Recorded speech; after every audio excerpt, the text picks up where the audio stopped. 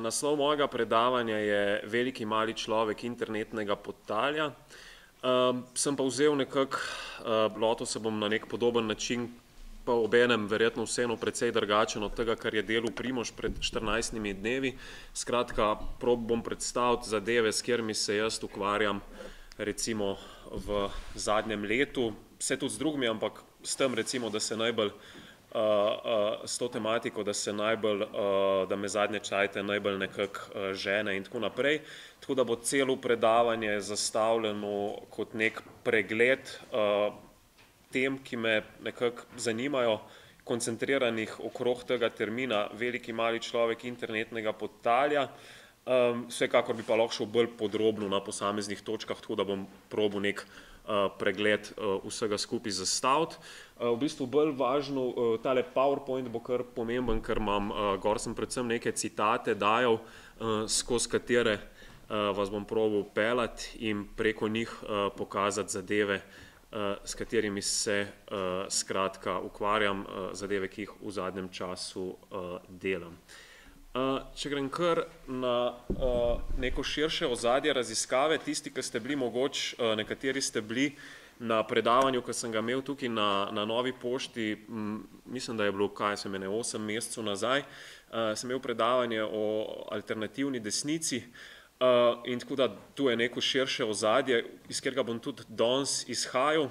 S terminom alternativna desnica nimam v mislih zdaj nekega tega ozkega fenomena, vezanega samo na ZDA, na Richarda Spencerja in tako naprej, ampak na nek širši obrat, vsaj jaz ga tako vidim, kot nek širši, kot neko kvalitativno drugačno obliko radikalno desnih politik, logiko katere je mogoče posplošiti onkraj tega, kot sem že rekel, alt-righta v ožjem pomenu besede.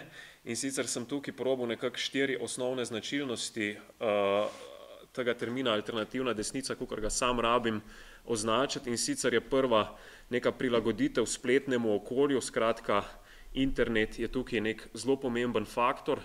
Druga točka, imamo nek obrat k identitarizmu na ravni vsebine. To je pač iz tudi te, kot sem že takrat predaval, in tudi iz, ne vem, literature o alternativni desnici je tu dobro znano, skratka, da se morajo konzervativne politike se nekako obrnejo stran od nekih ekonomskih tem in nekega tega klasičnega republikanstva in tako naprej, in v ospredje pridejo identitarne teme, vprašanje rase, kulture, spola in tako naprej.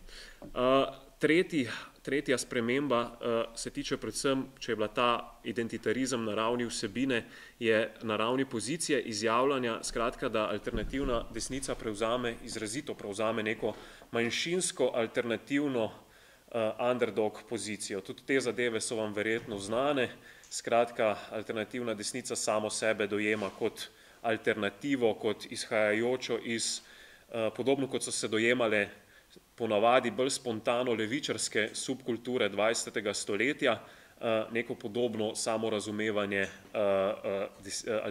je znotraj alternativne desnice, skratka, enači se s punkom, z nekim takim uporniškim anti-PC, anti-politična korektnost, in z neko tako izzivalno tudi pozicijo.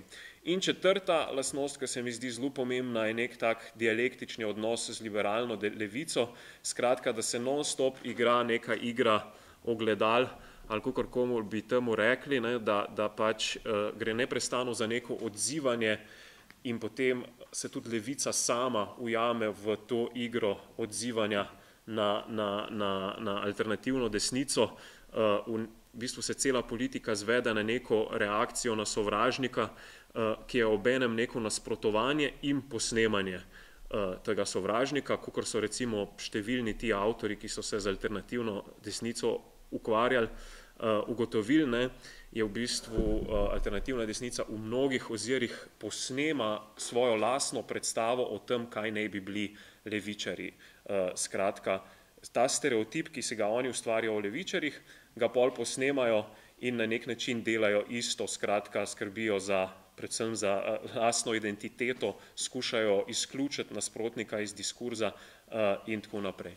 Skratka, tu so vse neke zadeve, o katerih sem že govoril, tako da sem hotel neko širšo sliko tega vam sam za uvod zarisati. Zdaj pa grem bolj konkretno k temi današnjega predavanja.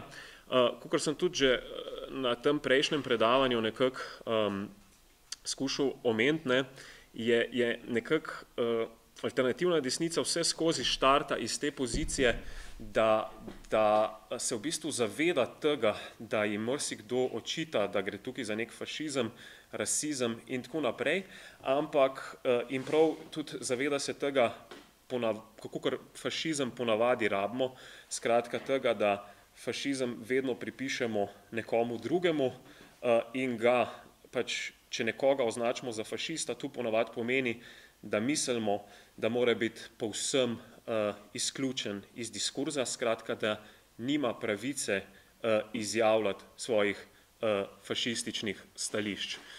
Fašizem posledično postane neka transgresivna drugost, zunanjost, kar pa je slaba stvar tega je, da ima kot tak lahko tudi določeno privlačnost. Ne? Postane nekaj ekstremnega, nekaj radikalnega, odklonskega, pošastnega in jaz bom pa danes ga poskušal prikazati na nek povsem nasproten način, kot boste videli. No.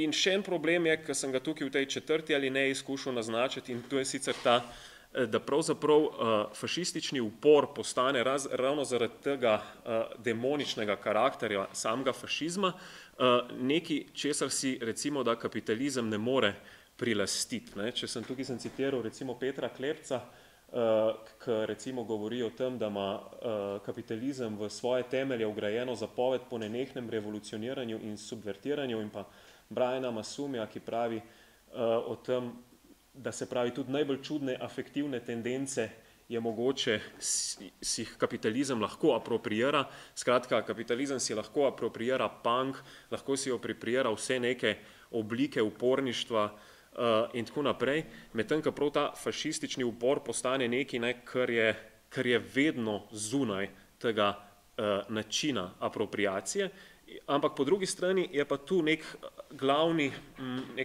glavni način reprodukcije fašizma, ne, da ostaja na tej poziciji nekega neapropriiranega upora in da je kot tak tudi recimo v nekem spletnem okolju, kot nekaj, kar bi res moglo biti prepovedano, na nek način vseeno ful buta naprej in ostaja pojaven ravno v tej svoji neki negativni pojavnosti, skratka kot nekaj, kar bi bilo treba prepovedati, ampak lih v tej težnji po prepovedovanju se naprej nekako ohranja. Ne.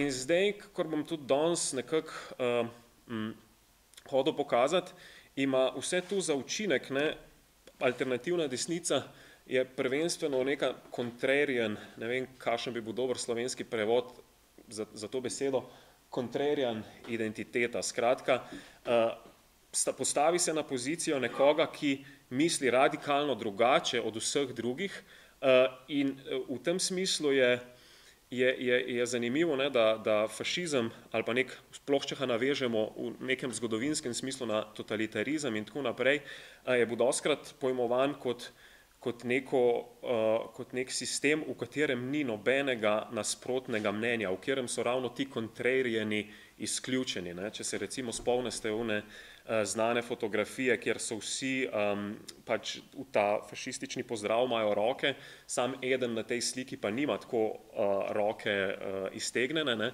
V bistvu alternativna desnica se dostikrat identificira s tovrstnim antifašizmom v tem smislu. Skratka, jaz razmišljam drugače od vseh drugih, nočem se pustiti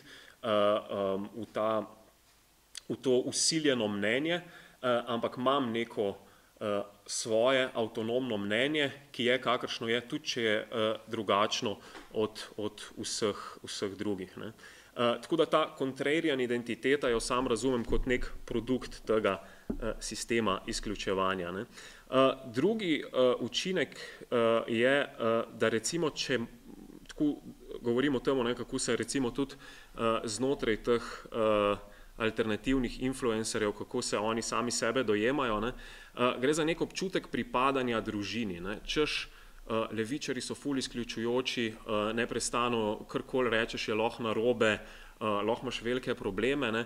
Na drugi strani pa recimo tukaj je sicer govora o nekih skratka nespletnih zadevah, o Fox News in Breitbartu, ne, da proizvedejo neko tako metaforično družino za vse tiste, ki zavračajo mainstream medije in mainstream novinarstvo. Skratka, cel ta sistem alternativnih influencerjev na spletu ne funkcionira na tak način, da bi bili posebej notranje izključujoči, ne. Skratka, lahko si ti proti cepljenju, antisemitizem, neki različni elementi, ki ni nujno, da so vsi znotraj skupine, znotraj te družine, da se strinjajo s temi posameznimi pogledi, ampak imajo pa nek drugačen sistem, skratka, pri nas so vsi dobrodošli, vsa mnenja so dobrodošla, ni izključevanja, itd., itd. Skratka, prav iz tega nekako tudi svojo ta občutek pripadanja se mi zdi tudi nek pomemben faktor. V tem kontekstu je bil nek dost odmeven članek tudi ta, ki sem ga tukaj pod tole 3. točko naznačil, skratka, vprašanje tega, koliko je Donald Trump v bistvu rezultat nekih restriktivnih komunikacijskih režimov. Ta članek je bil zelo odmeven in tukaj je recimo en del povzetka tega članka, skratka, teza članka je ta, to je bil tudi empirično, no, nekako so probali tu podprt, da ne gre za to, da bi bil Trump rezultat samo nekega vsebinskega strinjanja z njegovimi politikami, ampak, kakor oni rečejo, nekega nevsebinskega, neideološkega podpiranja tega, da upora proti komunikacijskim normam. Skratka, Trumpa so vodili tudi tisti, ki se niso nujno strinjali z vsebino tega, kar on govori, ampak ki jim je bila predvsem všeč ta uporniška zoperstavljanje normam in tako naprej in neupoštevanje komunikacijskih norm in nekih konsenzov znotraj političnega diskurza.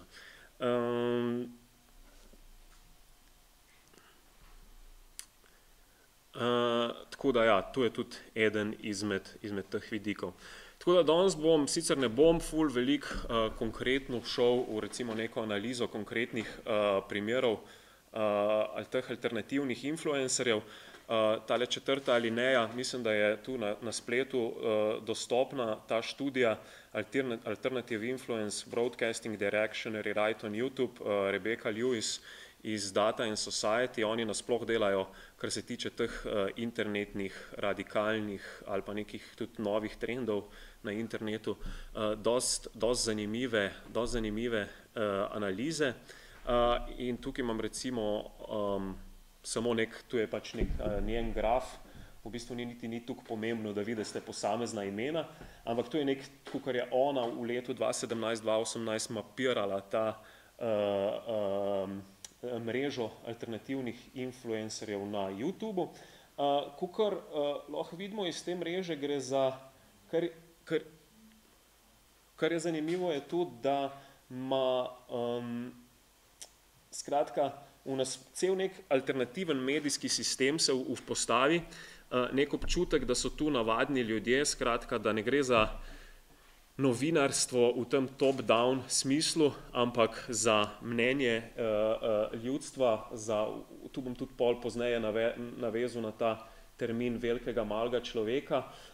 Kar je zanimivo je tudi, kako se oni ful dobro se izogibajo tej obtožbi, ne vem, sovražnega govora, fašizma ali pa nekih tem poskusom delegitimacije na tej ravni, ker recimo dostikrat gre za to, da nek gostitelj gosti goste, reče z njimi se nujno ne strinja, ampak samo njihova mnenja pa v nasprotju z cenzuro v medijih, so pa tukaj vsa mnenja dovoljena in tako naprej. Tako da tukaj vidite tudi, kako je, recimo, kdo je s kom, kdaj sodeloval, da je recimo gostoval na njegovem YouTube kanalu, pa potem so si vračali ta gostovanja in tako naprej. Ne.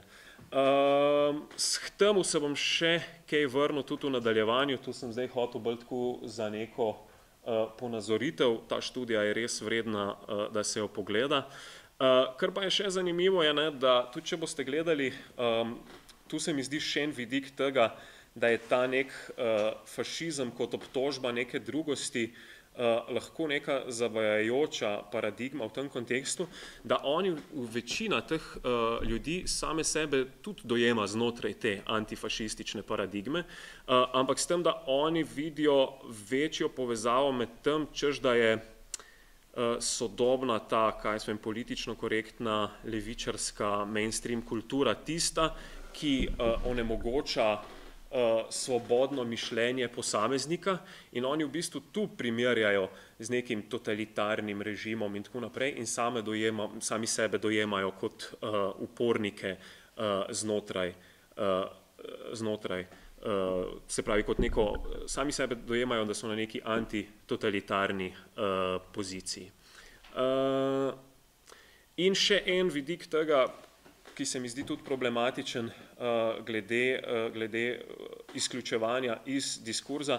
Tu je pa nek kratek tekst Henka van Stratena, ne vem, če sem prav prebral, skratka nek nizozemski filozof, ki govori o tem the wave učinku, skratka, kako smo kar naenkrat triggered, recimo nad nekim sovražnim mnenjem ali pa nad neko rasno teorijo, in potem damo temu pozornost in potem seveda opozarjamo na te stvari, ampak že s tem, ko imamo diskusijo o tem, se pač ta kamen vali naprej, algoritmov tu ne zanima, v bistvu na nek način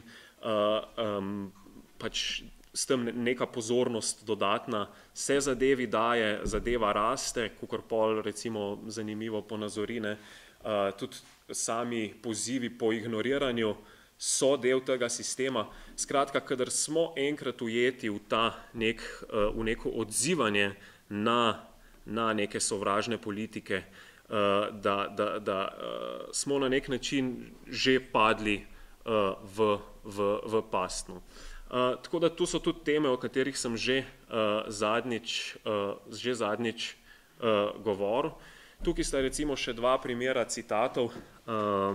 Eden je iz teorije neoreakcije, ki sicer je že starejša zadeva, ampak vidite, kako je v bistvu tako, kar sem hotel pokazati s tema dvema citatoma je,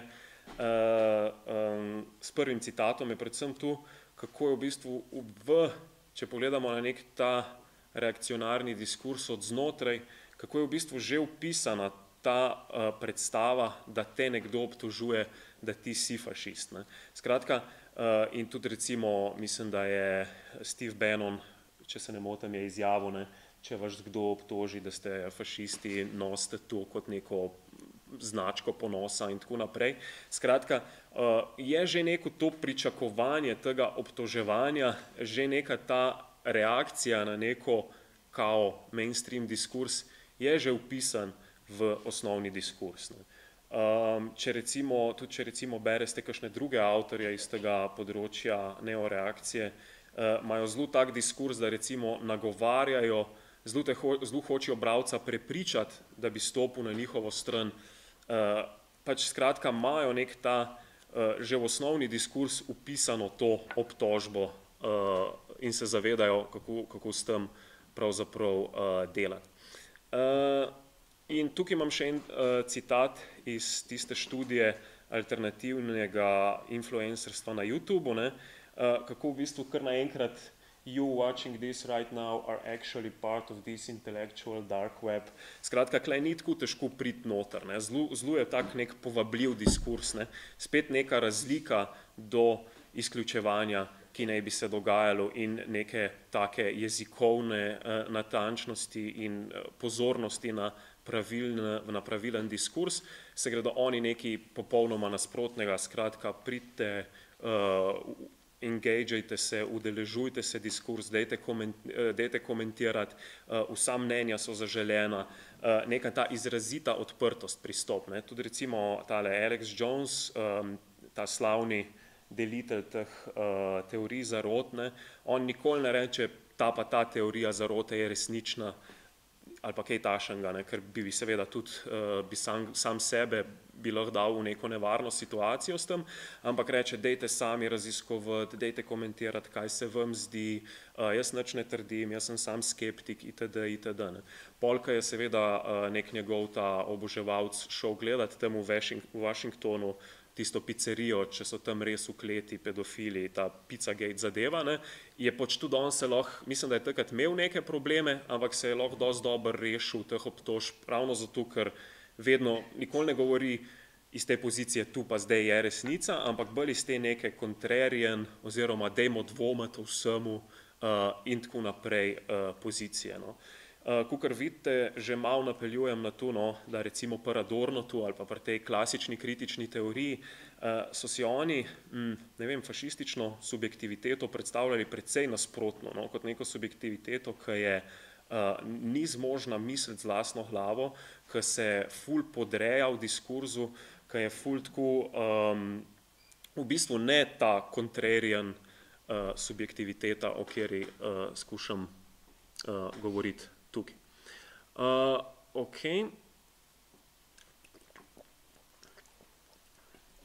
Skratka, v nasprotju s tem, kar sem govoril do zdaj, v nasprotju s to paradigmo označevanja fašizma kot neke osovražene drugosti, se meni zdi bolj blizu neka druga paradigma, se pravi paradigma Deleuza in Guattarija, v kateri sva pred leti z Anžetom Okornom na Inštitut za delavske študije imel takrat, se pravi, tema je bil fašizem in sva imela o temu prispevek o razumevanju fašizma Deleuza in Guattarija. In ta njun koncept fašizma se mi zdi na nek način bolj produktiven in tu bom hotel tekom predavanja ponazoriti. Skratka, glavna razlika pa je tu, ne, da ne gre zdaj več za vprašanje, kdo je fašist, kdo je ta drugost, ki mu lahko damo to oznako, za neko vprašanje natančne meje fašizma, ki ta natančna meja tudi pomeni neko pogoj za neko izključitev iz diskurza, ampak, kakor vidite v tem prvem citatu, ki ga Foucault ima v uvodu v Anti-Oidip, ki pravi fascism in us all, se pravi fašizem v vseh nas, v naših glavah, v našem vsakodnevnem obnašanju. Skratka, ta poudarek, da smo vsi lahko potencialni fašisti. Kakor bom skušal pokazati, to ne pomeni neke relativizacije, da mi več ne moramo govoriti o tem, kdo je fašist in kdo ni. Ne pomeni, da se Deleuze in Guattari odpovesta neki antifašistični perspektivi v splošnem in jaz tudi mislim, da je neka antifašistična perspektiva oziroma ta pogled še zmeraj ful pomemben in ne bi se rad mu odpovedal oziroma se mi zdijo neke antifašistične vrednote ful vredne afirmacije, ampak na nek drugačen način. Skratka, kakor tudi v tem tretjem citatu vidite, skratka fašizem tudi za Guattarija je še vedno problem, ne, vsi se hočemo rešiti tega fašizma v nas samih, ne gre za to, da bi zdaj se z njim sprijaznili ali pa da bi bila ta neka antifašistična ost kaj manj ostra, ampak za nek drugačen pristop. In prav ta poudarek, da fašizma, kadar si sam v njemu ga ne opaziš, ne, se mi zdi ful nekako vreden tudi v tem kontekstu teh novih reakcionarnih politik, ki same sebe, kakor sem že hotel prej pokazati, dojemajo znotraj antifašistične perspektive. Ne. Recimo anekdota, danes sem nekje videl, ali včeraj, da se ustanavlja ta Primorska varda in je ta ustanovitelj rekel, on je sebe primerjal s temi, mogoče specifično primorska zadeva, skratka, mi smo tudi fašiste premahali, pa bomo zdaj še vedno bomo branili Primorsko in tako naprej. Skratka, kako se je lahko brez vsakršnega problema ustanovitelj Primorske varde identificiral z tigrovci ali pa ne vem, pač temi primorskimi antifašističnimi zadevami iz druge svetovne vojne. Ne. Še en vidik tega problematike te antifašističnega dispozitiva je ta, tukaj imam prva dva citata iz, po mojem mnenju, dosti dobre knjige Tomaža Masnjaka, Liberalizem, fašizem, neoliberalizem, kjer on na nek način hoče preizprašati ta antifašistični konsens, ne da bi bil s tem konsenzom seveda v samem sebi kaj narobe, ali pa da bi bil kakršenkoli problem biti antifašist. To je seveda vse dobro, ampak kako so naše družbe zelo prepričane, zahodne družbe po drugi svetovni vojni, da je fašizem neka totalna drugost. Ne? In kakor on pravi, je razmerje med liberalizmom in fašizmom dosti bolj komplicirano. Skratka, da mi dojemamo liberalizem kot neko nasprotje fašizma, je tudi zgodovinsko gledano zelo problematično, kot pač dosti študij zgodovinskega fašizma in nacizma pokaže, fašizem ni bil nasprotje liberalizma. Ne. In skratka, ravno zaradi tega, da smo prepričani, da živimo v družbi, ki ni fašistična, ali pa recimo cel ta antifašistični konsens, kot rečeno, ne, mogoče se kle noter skriva nek problem. Ne. Zato tudi kakor bom v nadaljevanju prišel do tega termina veliki mali človek, skratka, a smo res prepričani, ne, da so fašisti tako zelo drugačni. Ne. Prav ta Adornova perspektiva, kdo pa ni veliki mali človek, ne, se mi zdi v tem smislu dosti pomembna. Tule sem hotel omeniti še dve študiji, ki mislim, da sta v tem kontekstu zelo zanimivi. In ena je sicer študija o avtoritarizmu teh treh navedenih avtorjev, ne. Druga je pa ta recimo študija nacionalni populizem. Obe pa preizprašuje sta tu, ne, ali je v bistvu to, kar se nam zdaj dogaja s Trumpom in s temi zadevami, ne, a je to res nasprotje od demokracije, a je to res ali je v bistvu neka potencirana demokracija pravzaprav. Ne. Predvsem ta druga knjiga The Revolt Against Liberal Democracy, ne, avtorja pač trdista, da ta nacionalni populizem, ki v bistvu stavi na neko vrnitev k navadnemu človeku, da na nek način samega sebe dojema kot resnično pravo demokracijo, ne pa kot prekinitev z demokracijo. Tako da ja. Še to tukaj povedati. Ok, če nadaljujem s to perspektivo nekega drugačnega gledanja na fašizem, se mi tukaj zdi zelo zanimiv avtor tudi Roger Griffin, ki je eden najbolj znanih teoretikov fašizma sodobnih, ne, čigar ta osnovna zastavitev je ta, da je treba fašizem obravnavati kot katerokoli drugo politično ideologijo, ne pa kot nek poseben primer, v katerem pač v bistvu ta neka, kaj bi rekel, ta demonična narava fašizma preprečuje tudi nek znanstven pristop k njemu in v katerem pač v bistvu ta nek aparat, ne, recimo, ali pa holokaust, pa te zadeve, ne, ki še zmeraj mislim, da so vsekakor bistvene, ne, nekako postanejo centralna stvar. Ne. Obenem pa izgubimo tu, kako so fašisti razumeli sami sebe in njihovo misijo. Ne. Tu je pač on izhaja iz te tradicije, v kjer je tudi tale avtor George Moze, ki govori o neki metodološki empatiji kot nekem predpogoju za razumevanje fašizma. In pač, kar je meni zanimivo pri tejle definiciji Rogerja Griffina, ne, kar reče, zdaj pa dajmo pogledati, kaj je fašizem od znotraj, je, ta njegov prvi poudarek je, da gre za v bistvu neko revolucionarno politiko. Ne. Skratka, za politiko, ki se skuša upirati neki vseprisotni dekadenci sedanjosti in sebe dojema kot alternativo obstoječemu, ampak za razliko od nekih drugih revolucionarnih politik, recimo marksizma ali pa komunizma, ne terja prehoda v neki novega, še nevidenega v komunizem, ampak neko ponovno rojstvo nečesa starega. Skratka, on govori tudi o temu ponovnem ustajenju iz pepela, tako kot Feniks ponovno vstane iz pepela. Skratka, fašizem je samega sebe dojema kot revolucionarno gibanje, ki se hoče vrniti narod k nekemu njegovemu staremu, 1000 let staremu bistvu, k temu, kar je že vse skozi bil. Ta časovna perspektiva je še zmeraj ful pomembna, se pravi, današnjost je trenutek preloma, treba je delovati revolucionarno, biti v svojih principih radikalen in vse zastaviti za svojo politiko, ampak končni cilj, ki se lahko izvrši v prihodnosti, je v bistvu združen z neko vrnitvijo v preteklost, s tem, kar je že nekoč narod, rasa, kakorkoli naj bi bila. Tudi William Reich govori o tem, skratka, poudarja to uporniško držo, ki se meša z reakcionarnimi socialnimi idejami.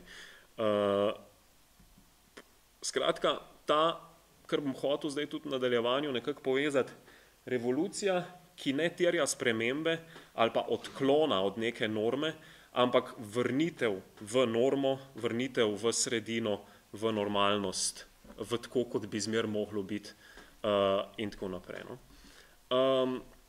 Tudi pri Wilhelmu Reichu najdemo podobne teze, tu sta dva citata iz njegovega dela The Mass Psychology of Fascism, v kateri on zavrne neko verjetno v tistem času prevladujoč način, kjer se pač fašizem recimo skuša povezati z nekim specifično nemškim, specifično italijanskim momentom in tako naprej, ampak govori o tem, da pač v bistvu fašizem ni vezan na neko nacijo, na nek specifičen kontekst, ampak da gre za expression of the average human character structure, a character structure which has nothing to do with this or that race in tako naprej. In tukaj spet vidimo neko bližino temu, kar sem prej tudi skozi Deleuza in Guatterija hotel pokazati, that there is today not a single individual who does not have the elements of fascist feeling and thinking in his structure. Skratka, mogoče se tu lahko komu zdi kot neko psihologiziranje, ampak seveda fašizem ni kot fenomen, ga ni mogoče zvesti na psihološko strukturo in tega se Reich zaveda, ampak mislim, da je njegova usmeritev hoče na nekaj drugega pokazati, da skratka spada v del te paradigme, skratka, da fašizem pogledamo od znotraj in da vidimo, kako funkcionira. In kar sem hotel nekako prek Griffina, Reicha in zdaj tukaj imamo še Teveleita pokazati, da je mogoče bi bilo mogoče fašizem tretirati kot neko normi revolucijo, skratka kot revolucijo, ki terja vrnitev v neko normalnost, kot sem že prej rekel, kot revolucija, v kateri se nič ne spremeni, v kateri se vedno vrača enako, normalno in tako naprej. Teveleit, on je napisal eno zelo obsežno študijo, ki se tudi izhaja iz predvsem romanov, ki so jih pisali ti, prav ta nekako bi temu rekel, res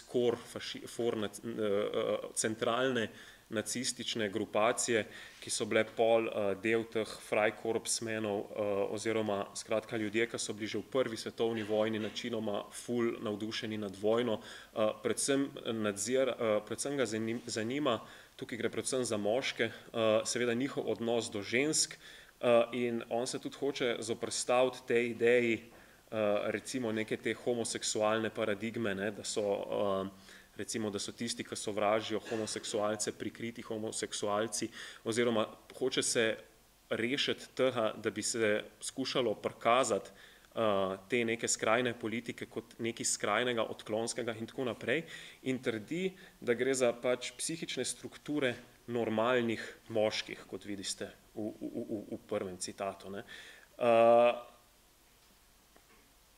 In v drugem citatu pravi, da je fašizem norma moškosti pod pogoj kapitalističnega patriarhalnih razmer. Skratka, tukaj sem hotel poudariti, v nasprotju s to neko paradigmo fašizem kot nekaj drugega, kot nekaj skrajnega, kot nekaj radikalnega, videti fašizem kot del neke običajne psihične strukture v tem primeru recimo on, ki te romane analizira, ugotavlja, da so pač ti ljudje zelo taki moški, se pravi moškost, ki gre res do konca, ne? Taka stereotipna moškost, ne neka drugačna ali pa kakorkoli presenetljiva, ampak neka res taka rigidna, skratka brez čustev, poveličevanje vojne, izključevanje žensk, skratka ženske so dosti izključene iz teh zgodb kot nekaj nepomembnega in tako naprej. V tretjem citatu sem skušal zdaj vprašanje, kako ta primerjava drži. Tule Milo Yiannopoulos, kjer govori o tem, kako se njemu normalni fantje so njemu ful hvaležni za to, kar je on povedal. Skratka, neka obična predstava je, da je v bistvu ta pozicija neke patriarhalne, klasične moškosti tista, ki je najbolj prisotna v današnji družbi, medtem ko pač tukaj gre za to zamenjavo večinske v manjšinsko pozicijo. Skratka, zavzeti pozicijo manjšine, alternative, samega sebe prikazati kot upornika. In pač on govori skratka za fante, ki jim je bil vzet njihov glas in da se pač ne morajo javno izražati in tako naprej. Skratka, vprašanje, kdaj ta normalnost, ker jaz mislim, da normalnost ali pa biti nek ta klasičen profil, ne vem, heteroseksualen, moški ali pa ženska, da skratka v temu, da si ti ustrezaš neki statistični normalnosti, samo po sebi ni verjetno, da nič narobe, oziroma mi ne moramo zdaj tega obtoževati, da so vsi ljudje, ki ustrezajo nekim tem vzorcem, da so fašisti. Tako da vsekakor je vprašanje, kdaj normalnost lahko postane radikalna, kdaj lahko zahteva izključitev in tako naprej. Kdaj ta princip identitarizma, skratka, ki pomeni tudi izključitev drugega oziroma napad na to drugo identiteto, da se, kakor v tem primeru, da se pač recimo neka ta novo reakcionarna gibanja dojemajo kot nasprotje LGBT, feminističnega gibanja, levice in tako naprej. Kdaj ta identitarizem postane tako militanten in tako naprej. Po eni strani se mi zdi, da sigurno gre, da fašizem v tem smislu lahko izhaja iz nekih takih povsem, kakor recimo danes sem gledal te slovenske smešne scene, ker imamo ful teh nekih kao nedolžnih mimov, ki pa so obenem ful potrjujejo to, ne vem, tradicionalne spolne vloge ali pa tako, da pač recimo pride moški domov, pa je pijan, pa ne vem kaj. Skratka, tako zelo nimajo problemov s temi nekimi slabimi šalami, ampak vseeno temu ne bi mogli reči, bi rekel, še fašizem. Tukaj sem zdaj vzel še dva primera te neke normi revolucionarnosti. Ena izmed bolj bestseller knjig, avtor je Bronze Age Pervert, skratka, to je psevdonim za človeka, ki samega sebe opisuje kot steppe barbarian, nationalist, fascist, nudist, bodybuilder in tako naprej. Skratka, to knjigo je tako drugače precej kvalitetno napisana in je tako dosti potehne noter, ampak je čisto noro, koliko je lahko tok, na nek način tok normalen profil, pa tok pač ja, fašističen, tako tu hočem poudariti. Drug primer pa so recimo tako imenovane trad women, ki tudi recimo izhajajo iz nekih teh nedolžnih zadev popkulture oziroma iz nekega profila žene, ki je doma, skrbi za otroke in pa vidimo te hashtage, ki so trad life pa white culture. Skratka, kako še en tak profil neke normalnosti postane radikalen.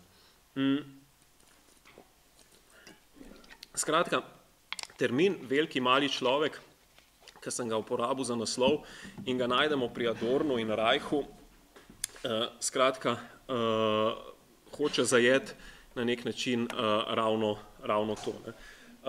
Kakor ona dva govorista, tukaj imamo od Reicha citate, da je pač fašistična mentaliteta tega podrejenega malega človeka, ki hoče avtoriteto in obenem se tudi njej upira. Ampak po drugi strani tudi zelo hoče sam biti neka avtoriteta. Skratka, profil človeka, ki posluša avtoriteto in zahteva avtoriteto od podrejenih. Kakor Reich in Adorno pravita, je tu značilna subjektiviteta za srednje razrede.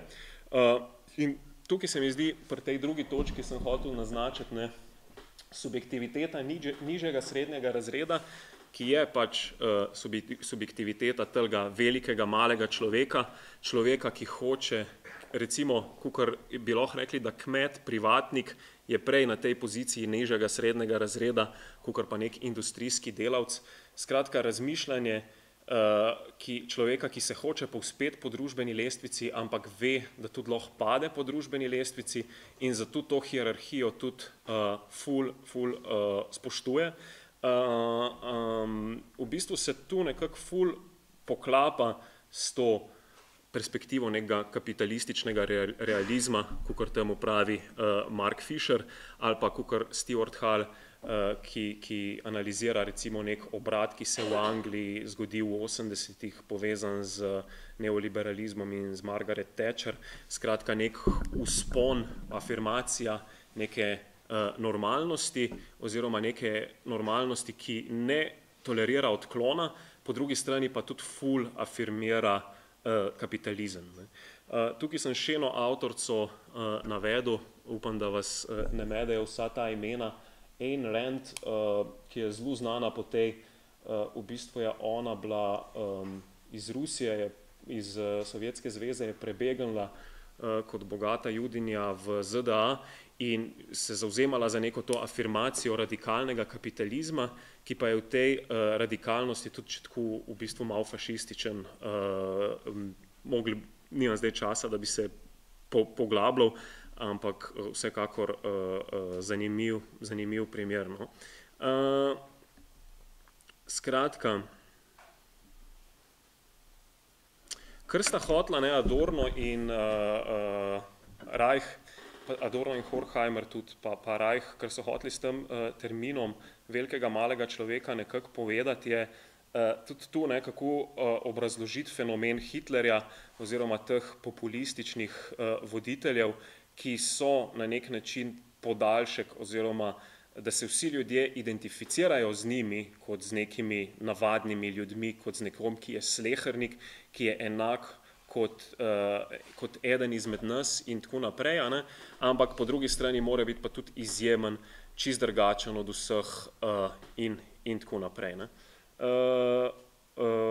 In s tem sta hotela razložiti v bistvu zakaj se recimo zakaj se tako zlahka pustijo množice zapeljati fašizmu. Zdaj, s čemer bi lahko se danes tu povezalo, je v bistvu ta strategija teh mikro-celebrities, tisto alternativno omrežje, ki sem ga prej prikazoval. Skratka, vsak izmed teh vlogerjev mora izgledati kot in se pač tudi učijo in zelo dobro znajo tu, kako prodajati neko avtentičnost, da so tu v bistvu ne smejo se postavljati na pozicijo čist novinarjev ali pa kaj takšnega, ampak so en izmed nas. Skratka, tudi vi lahko pridete zraven in komentirate, tudi vi lahko svoj vlog odpreste in tako naprej. Skratka, ta neka veliki mali človek, pozicija je tudi tukaj zelo prisotna. Tudi recimo ta moment nekega spreobračanja, to je ful podobno recimo, kakor če gledate vloge ali pa podobne zadeve o nekomu, ki je začel v fitness hoditi, govori, kako je začel v fitness hoditi. Nekdo, ki je ratal vegetarijanec, govori o tem, kako je potekel ta prehod v vegetarijanstvo. Oni imajo pa zelo tega, kako je potekal ta prehod red pilanje, kako povedati svojim staršem, da si konzervativc in tako naprej. Zelo nekako na neko tako, zelo povezano v bistvu s popkulturnimi, zelo izhajajoče iz neke zelo splošne popkulture. Tudi v temu se mi zdi ta poudarek na normalnosti dost poveden. Tukaj je ta citat, ki verjamem, da ga poznaste od Walterja Benjamina, ne? Skratka, fašizem kot estetizacija političnega življenja. Ne? In res lahko vidimo, da v primeru sodobnega interneta tudi dosti izhaja iz nekih, bi lahko rekli prej, nekih estetskih ali pa eksistencialnih zadev, kakor pa iz nekega filda, neke ozke politike. So te zadeve tukaj dosti bolj iz tega področja izvirajo. Skratka, kar se mi zdi še tukaj zelo pomembno, ne, je tu vprašanje glede voditeljstva, ne, ker, kakor sem rekel,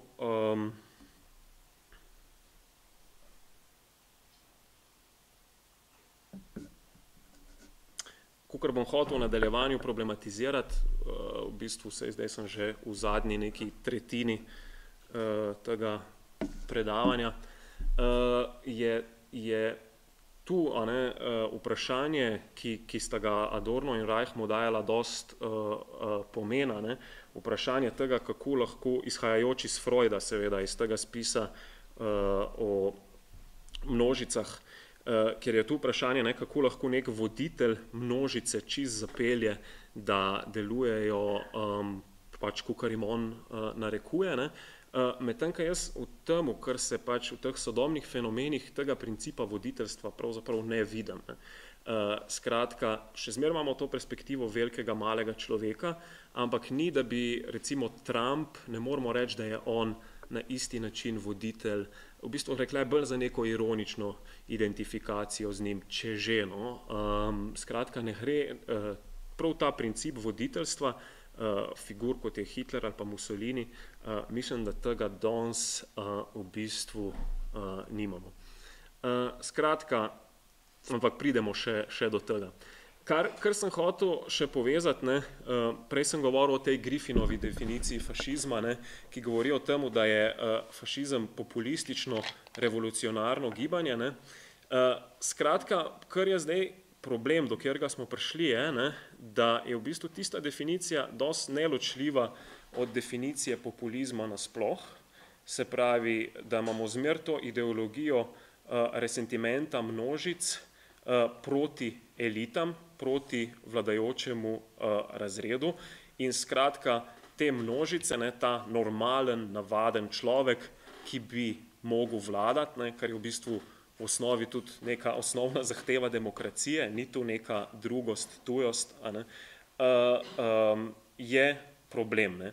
Ampak kar je pa problem, tukaj sem dal dve definiciji populizma. Ena je iz začetka študija o populizmu, skratka, in se navezuje na kontekst takoj povojnih ZDA. Druga je bolj sodobna definicija, ki jo večina teh, ki se s tem ukvarjajo, podpira. Ne.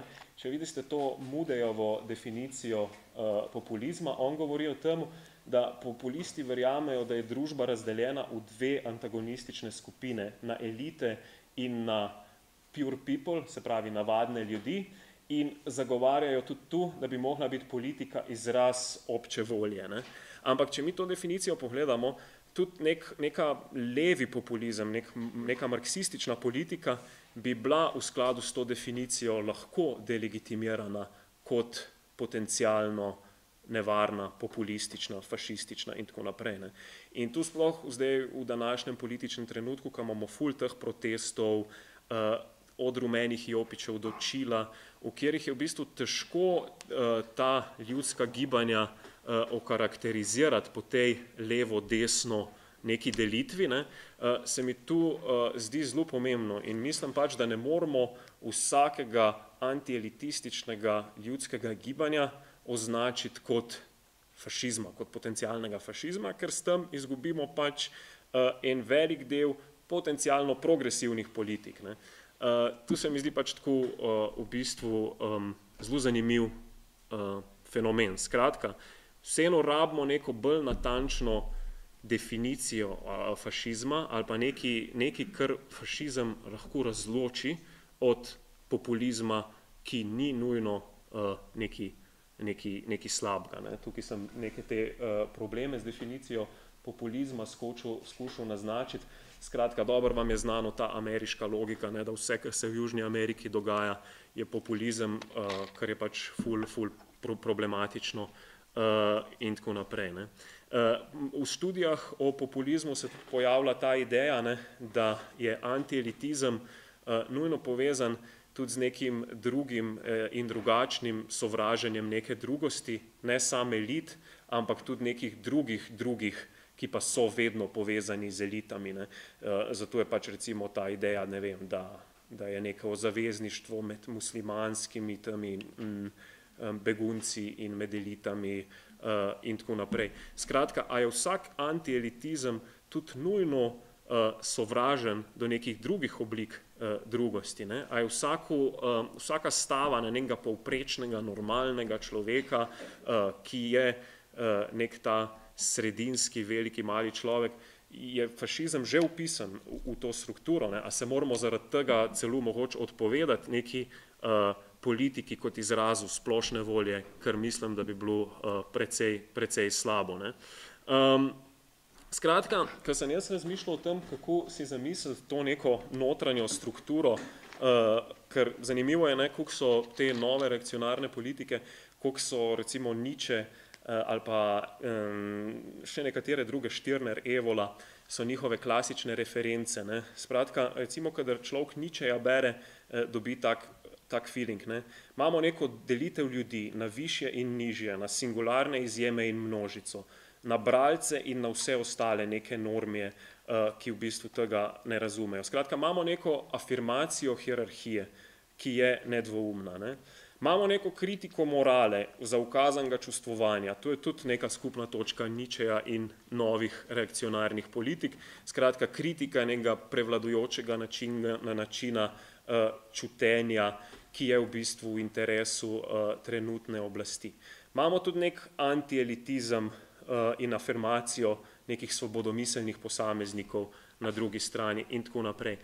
Ampak, ker jaz seveda Nietzscheja imam ful rad, ne pa fašizma, hočem najti neko, kje je pač v bistvu zdaj tista točka, kjer mi lahko najdemo razliko. Ne? In tukaj se mi zdi, da je prav v bistvu tu vprašanje resentimenta je ključno. Ne? Kakor sem hotel skozi te, in tu je pač v bistvu ena od osnovnih poant danes, ne, da rata fašizem, kadar je resentimentalen, kadar rata v bistvu ne afirmacija samega sebe, kot govori Nietzsche v tem prvem odstavku, ampak kadar je glavni namen reakcija proti neki drugosti. Skratka, sovraštvo do drugega je glavni motiv politike. Ne. V tem drugem odstavku imate v bistvu, je tu, pozabil sem dati, članek o algoritmičnem sovraštvu, ki govori o tem, kako je v bistvu algoritmi ne razpoznavajo točno, kdo je ta sovražnik, ali pa tako, ampak razpoznavajo pa to strukturo nekega diskurza, ki je ful obseden z neko drugostjo, s tem mi proti njim mentaliteto in tako naprej. Ne? In kako v bistvu pol recimo algoritmi začnejo neprestano nekemu posamezniku ponujati to točno isto strukturo diskurza. Ne? In da je tu v bistvu tudi stališča pač neke umetne inteligence dost enostavno razpoznati to obsedenost z drugostjo. Ne. Tukaj se mi zdi, in tu sem hotel povedati, no, kar je zdaj v tem prvem citatu od Adorna ključno, če mi danes nimamo več tega principa voditelja, ne, kakor pravi Adorno, je možno, da lahko ta princip nekega nadomesti, in sicer je to sovraštvo proti neki drugosti, ki postane ta princip poenotenja, ki lahko združi posameznike na kljub vsem razlikam, kakor sem že prej omenil. Ne. In kakor tudi ugotavlja ta avtorica Rebecca Lewis iz tega alternativni influencerji, jih ne družijo toliko neke skupne vrednote, ampak jih druži sovraštvo, neka reakcionarna pozicioniranost proti feminizmu, social justice in levičarskim politikam. Tukaj imam recimo še dva citata, ki o podobnih zadevah govorista. Ne. Skratka, kako postanejo Judje lahko ta negativni princip, ta absolutni sovražnik. Ne. In tu se mi zdi neka glavna razlika. Skratka, mi imamo lahko populistično politiko, ki ni fašistična, ukolikor nima tega momenta v sebi. Ne. Skratka, ukolikor nima tega momenta sovraštva do neke drugosti. Ne. In zato sem tudi recimo Nietzscheja prej hotel vključiti, ne, ker pri njemu je tu ful zanimivo, kdaj se v bistvu ta resentiment pojav, kako se on z njim sooča, pa pol mu včasih zapade, včasih mu ne in tako naprej. Ne. Kako je v bistvu tu na nek način upisano v celo to strukturo. Drugi citat je recimo od Mladena Dolarja, kjer tudi govori o tem, ne, kako v bistvu postanejo Židje ta primarna oblika drugosti, ki gre obenem, da se pač nacisti obnašajo tako, kakor je njihova fantazma o Židih, skratka, vršijo neko svetovno zaroto, niso prijazni do drugih narodov in tako naprej. To on je pač v bistvu lastno fantazmo oziroma lastno stereotip o drugem ga nekako projecirajo navzven. No. Tako da, če zdaj počasi grem k zaključku, zato se jaz pač v bistvu trdim, da se v bistvu ne sme neka leva progresivna politika ujeti v ta identitarni spor z tovrstno alternativno desno politiko in ne sme postati samo reakcija na dejanja nasprotnika, ker mislim, da glavna razlika med neko progresivno politiko in tovrstnim identitarizmom je točno ta, da se pač progresivna politika ne rab nasprotnika, ne rab sovražnika zato, da bi lahko funkcionirala. Lahko ima sovražnika na ključju, ni pa tu njeno bistvo. Ne. Zato se mi zdi, da je nujno razmišljati o teh možnostih anti-Schmittove politike. Schmitt je bil med drugim pravnik za časa nacizma, skratka, dostikrat se njega pojmuje kot nacističnega, predvsem zaradi njegovega razumevanja razmerja med voditeljem in ljudstvom. Nikoli se pa ne razmišlja, redkeje se razmišlja o tem njegovemu, kako on reducira politiko na razmerje med prijateljem in sovražnikom. Kot vidite, v tem prvem odstavku pravi, da samo če imamo sovražnika, imamo lahko politiko. Zato, ker politika je vedno zanj neka ena identiteta, ki se bojuje proti neki drugi identiteti.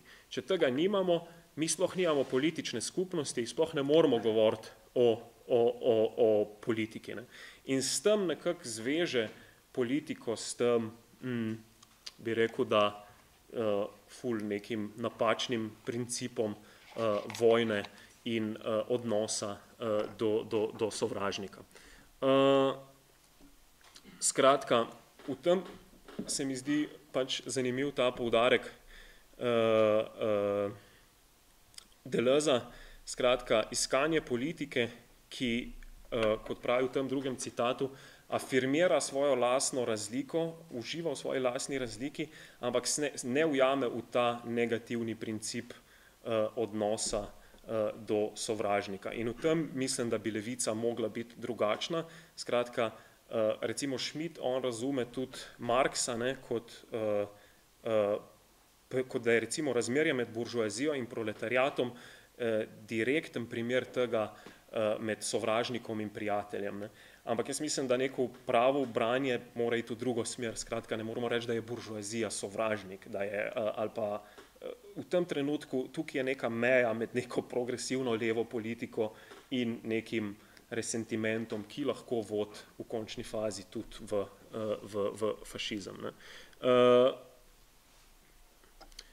In ta zadnji citat neke sodobne avtorice, ki govori o tem, da antifašistična pozicija ne more biti pozicija neke identitete, ki bi zapadla v neki identitarizem in se tako zoperstavljala fašizmu. Tako da ja, tu je bil recimo nek moj doprinos do tega vprašanja definicije fašizma. Tukaj imam pa še nekaj čisto zaključne misli glede tega vprašanja velikega, malega človeka, internetnega podtalja. Ne.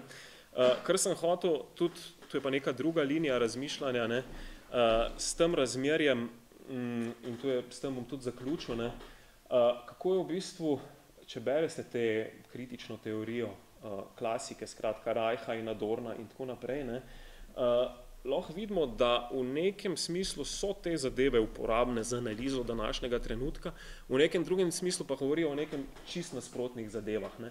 Oni so si predstavljali nekega subjekta, ki je lahko nagnjen k fašizmu kot nekoga, ki se lahko podredi avtoriteti, kot ta, ki pač dvigne ta pozdrav takrat, ko Hitler reče, ampak po drugi strani se danes zdi, da je neka povsem nasprotna identiteta postala problem, ta neka kontrarjen subjektiviteta, ki se nikakor noče, ki ne verjame nobeni avtoriteti, ki vsemu nasprotuje in tako naprej. Ne. Skratka, oni so si zmer predstavljali, da je subjekt fašizma nekdo, ki premalo kritično razmišlja, ampak danes se zdi, da imamo preveč, vsaj v tem kontekstu, ne, tega alternativnih influencerjev, ne. Tukaj je preobilje kritičnega mišljenja, kritike, neverjetja oblasti in tako naprej. Ne. Spet vprašanje premalo ali pa preveč demokracije. Ne. Naslednja točka, ne, ki je dosti teh avtorjev uporablja, ne, predvsem za ameriški kontekst je pomembno, da v Ameriki se je zmer dojemalo fašizem kot enega izmed kolektivizmov, ne, poleg socializma in tako naprej, in nikoli niso razmišljali, da bi lahko fašizem se v bistvu razvil ven iz individualizma, ne, kar je ful napačna predstava, zato sem hotel tudi s to veliki mali človek kot nižji srednji razred, ne, kot nekdo kmet, privatnik, ki je izrazito individualno naravnan, kot nekdo, ki je v bistvu znotraj individualizma se neke te sodobne reakcionarne politike razvijajo, ne znotraj kolektivizma. Ne. Če vidite vi tudi del teh, ko govorijo ti avtorji o tem, kako so bili red pilani, kako so postali, je dostikrat to, kar tudi Jordan Peterson govori, ne, da se zavedajo, da v bistvu ne boš ti krivil družbe za svoje probleme, ne boš kot Mark Fisher, ki govori o tem, da je depresija posledica kapitalizma. To je za njih ful luzersko, ne, pač individualno, pač ti se lahko samega sebe rešiš, lahko se pobereš, lahko si pač ta bodybuilder fašistični, kakor je bil primer prej. Ne. Skratka, ta nek poudarek na temu, tudi na nekem takem self-help momentu, ki se tudi dobro povezuje z neko splošno popkulturo. Tako da ja, no, to bi bilo, kot sem že nekako na začetku, jaz upam, da vas nisem preveč z nekimi različnimi toki namučil. Hotel sem, kakor sem rekel, pokazati neko, mapirati polje, s katerim se jaz zdaj ukvarjam, tako da zdaj pa sigurno imate tudi še kakšna vprašanja pa tako naprej. Hvala.